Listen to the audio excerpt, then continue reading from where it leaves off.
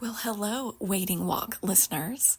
This is Jamie Massey from Over 40 Fabulous and Pregnant podcast, where I share pregnancy stories from women who are 40 all the way to 57 years old. I help women believe pregnancy is possible over 40. Today, Josh has asked me to share a little bit of my story. While I didn't do any IUIs, my story is a 3-year journey using donor eggs. We started trying to conceive after we got married in 2021. I was 40. We were pregnant 10 months later, which I thought took forever. It was just month after month of waiting for my cycle to start. Then I miscarried, which was confusing and devastating. Being my first one, I thought there was something that could be done with the bleeding started. I felt so naive. Then, the very next cycle, I was pregnant. Wow. Hello.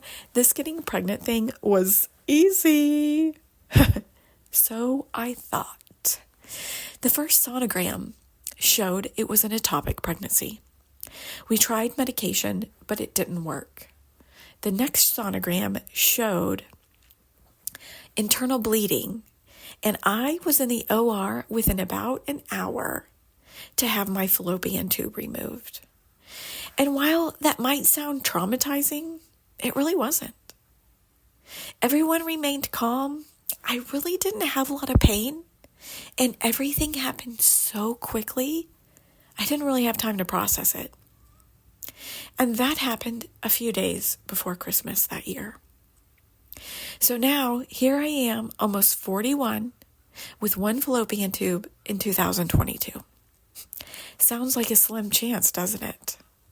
And my OBGYN wouldn't give me any medication like Clomid because I was ovulating on my own and recommended a fertility clinic.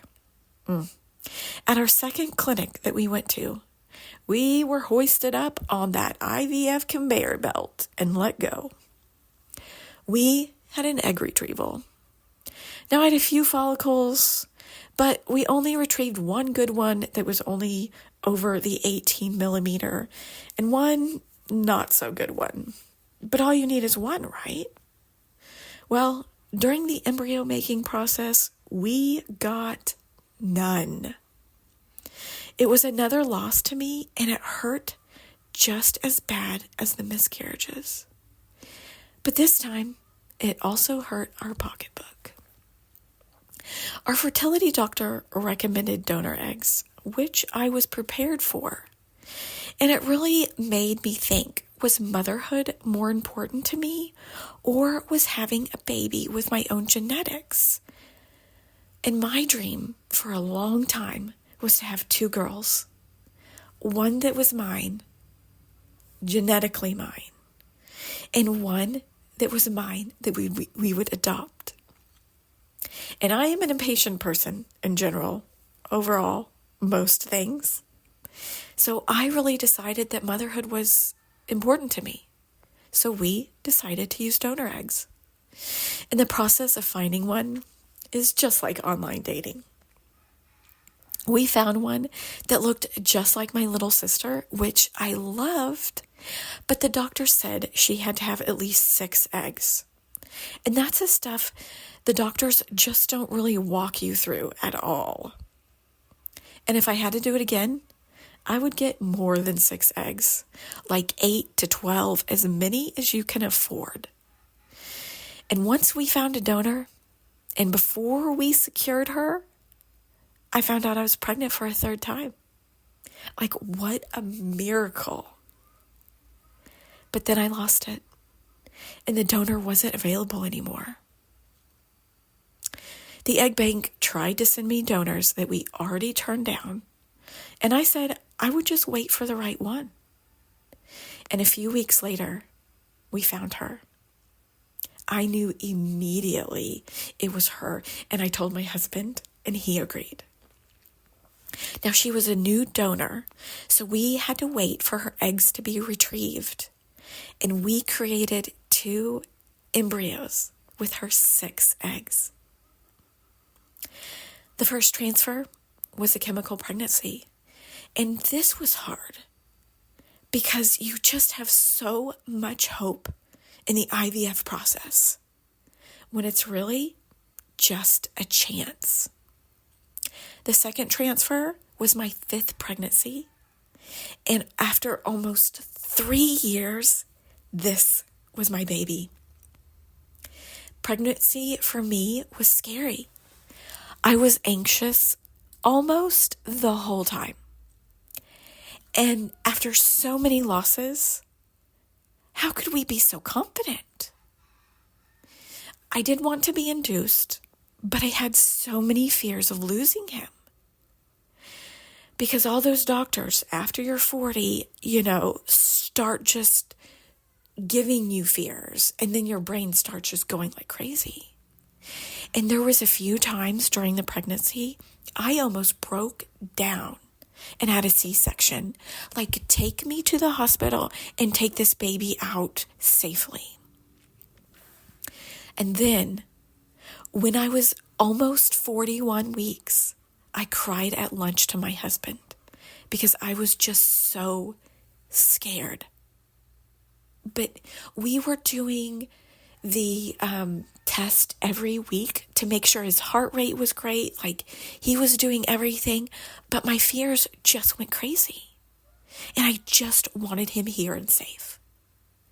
So that day, before I could even call the midwives, and after I called and cried to my husband, they called me. Like, how did they know?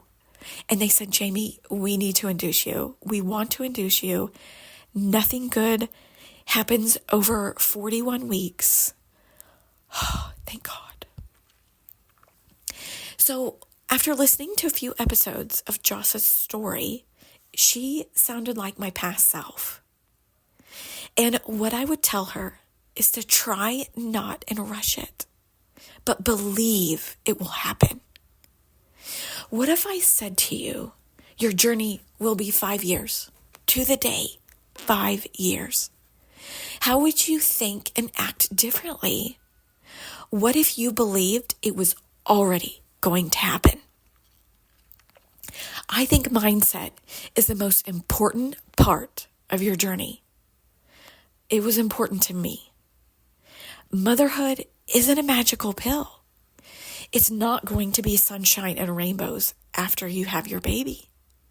Just like the perfect job, the right amount of money won't make your life perfect. And you are amazing and lovable just as you are right now. And how I actively believed motherhood was going to happen for me, I did these 3 things almost every day. 1, I wrote my thoughts down and changed the negative sentences to positive. And be careful what you think is negative. Just like I heard someone say the other day that they needed to use donor eggs. And I thought to myself, that is a negative sentence. Like, why don't you say, I wanted to use donor eggs? Because that's what I think.